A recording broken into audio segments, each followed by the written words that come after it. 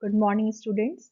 In today's class, we will learn about classification of plants.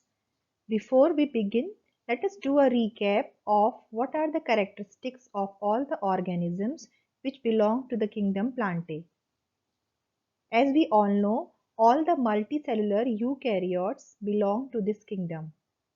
If you remember, multicellular means that they are made up of one cell, more than one cell, and eukaryotic mean that their cell wall will have the organelles which will be enclosed by a nuclear membrane. These all will be photosynthetic autotroph. Autotroph means they will be able to manufacture their own food, and photosynthetic means that they will use sun's light energy to do this process. For this, they will have plastids present inside their body, which will have pigment which will help them to synthesize their own food. Now, if you remember, the organisms which belong to the fungi kingdom also are multicellular as well as eukaryotic. So, the main difference between Plantae and fungi kingdom is that the cell wall of organism belonging to fungi kingdom will be made up of chitin, whereas the cell wall of Plantae organism will be made up of cellulose. Another distinguishing feature is that organisms of fungi kingdom are not autotrophic in nature. If you remember, they are called saprophytes, while the organisms belonging to Plantae kingdom can synthesize their own food. Apart from this, the Plantae kingdom organisms respond to the change in environment and grows through the use of hormones. The classification of plant kingdom is done on the basis of few criteria. These criteria are: does the plant have distinct parts like stem, roots and leaves? Do these plants have tissues that transport food and water? You know, these tissues are called vascular tissues, that is xylem and phloem. The third criteria is, does the plant bear naked seeds or the seeds are covered within the fruits? Now let us study about plant kingdom in detail. In the year 1883, Ashler divided plant kingdom into two subkingdoms called cryptogamy and phanerogamy. Please note here in this flowchart the spelling of cryptogamy is written wrongly. Okay. So, what are the organisms which fall under the category cryptogamy? Cryptogamy include all those living organisms which are called plant, and they will have hidden reproductive organs. So, they will not bear any flowers and therefore also not bear any seeds. While the plants which are under the phanerogamy, they will be flowering and seed bearing plants. All these plants which do not bear a flower or a seed are further divided into Thallophyta, Bryophyta and Pteridophyta. So what are the characteristics of these divisions? Thallophyta will include all those plants whose body is not differentiated into root, stem and leaf.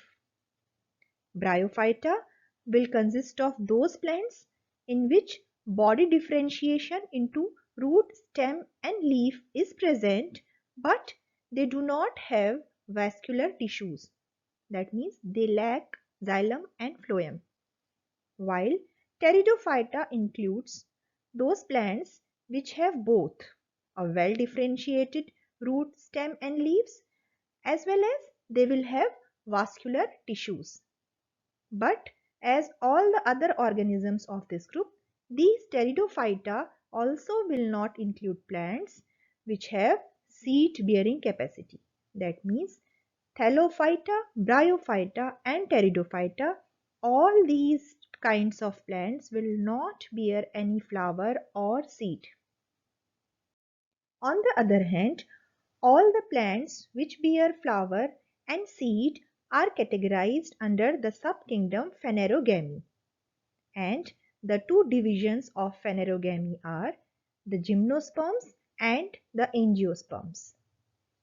The plants which bear naked seeds are categorized under gymnosperms, while the plants in which seeds are present inside a fruit are categorized under the they are categorized under the division angiosperms. So, in this manner, we learnt about the five major divisions of the Plantae kingdom.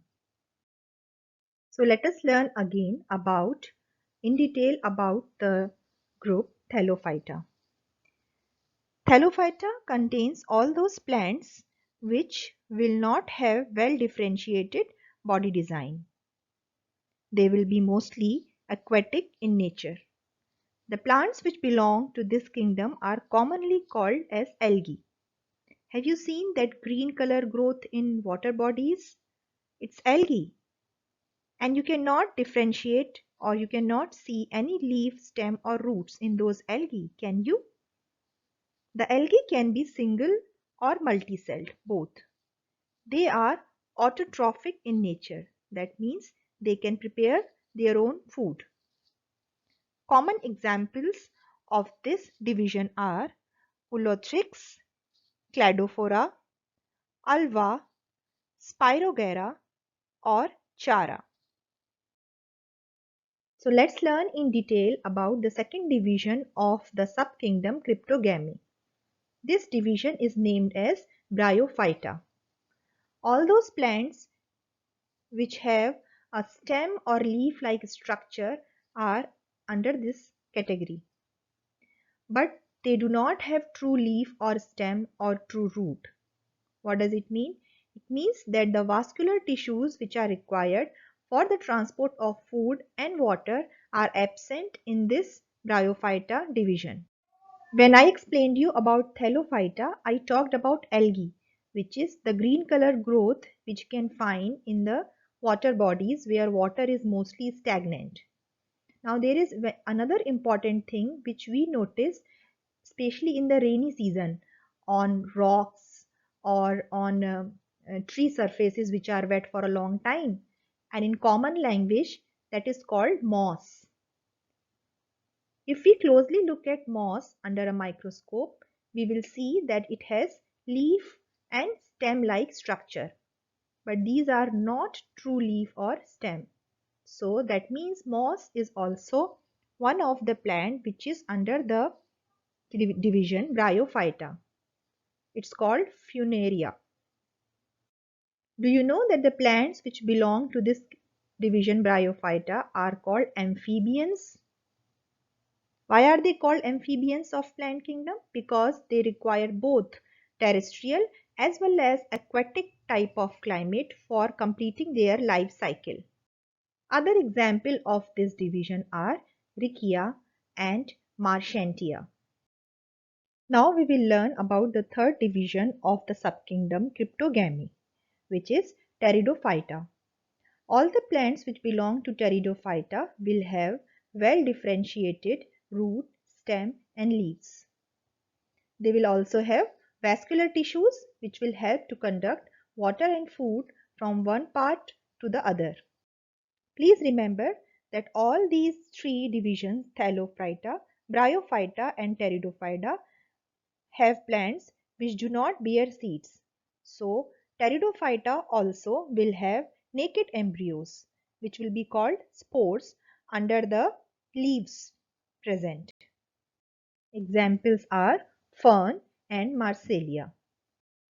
Now let us learn about the second subkingdom of plant kingdom, which is called Phanerogamy. The plants which belong to this subkingdom have seeds and well-formed stem and root. The seed contains embryo along with the stored food, and this stored food helps the embryo to germinate. The two divisions of Phanerogamy subkingdom are gymnosperms and angiosperms. Now let us look at the characteristics of gymnosperms and angiosperms carefully. Gymnosperm term is made of two Greek words, gymno, which means naked, and sperma, which means seed.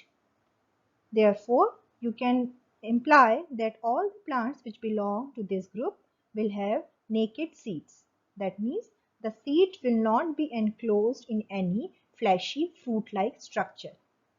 Mostly the plants which fall under this category are perennial, evergreen, and woody. That means they will not shed their leaves. Evergreen means they will not shed their leaves in the autumn season. Examples are Pinus, Cycas, etc. The fifth division of plant kingdom is Angiosperm. They also belong to the subkingdom Phanerogams. The plants which belong to this kingdom have covered seed. That means the seed will be enclosed inside fleshy structure called fruit. The word angio means covered and sperma means seed. Therefore, angiosperm means that the seeds will be covered in structure.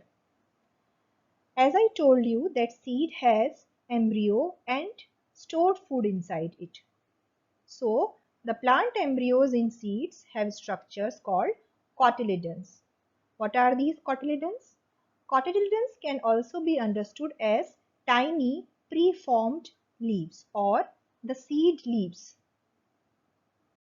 Whenever any seed germinates, these cotyledons emerge out as the green part which appears like the small leaf. Based on whether the plants have one cotyledon inside the seed or two cotyledon inside the seed, we divide angiosperms into two categories. One is monocot, that is having only one cotyledon in the seed, and dicot, which have two cotyledons in the seed. So here is a T-chart for you to understand other differences between a monocot and a dicot. So as I told you, monocots will have only one cotyledon while dicots will have two cotyledons. In monocots, the flower parts are in 3 or multiples of 3 like 3, 6 or 9. But in case of dicots, the flower parts will be in 4 or 5 either or in the multiples of 4 or 5. Then if you look at the leaves of monocot, you will see parallel veins, while the leaves of all the dicot will have reticulate veins. Even they differ in their vascular bundle. The vascular bundle in monocots are scattered while they are arranged in the form of a ring in dicots. You can read about activity 7.2 from your textbook, which tells you how will you find out whether a plant seed is from a dicot plant or a monocot plant. You can soak various seeds which are available in your home. For example, the green gram seed, the whole green gram, the wheat seed if you have, maize, pea seed or tamarind.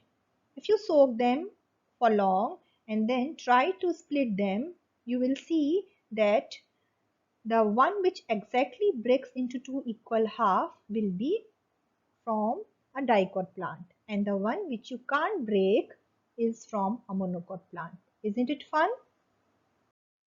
For your class task today, you have to fill in the grid which is given under your class task, in which you have to fill all the characteristics of all the divisions of plant kingdom and submit it before the Google Meet. Now let me explain you about the evening task. Today for the evening task you have to do two tasks. Under task 2 you have to answer all the questions which are mentioned under the evening task in your journal. But let me explain you the bead activity.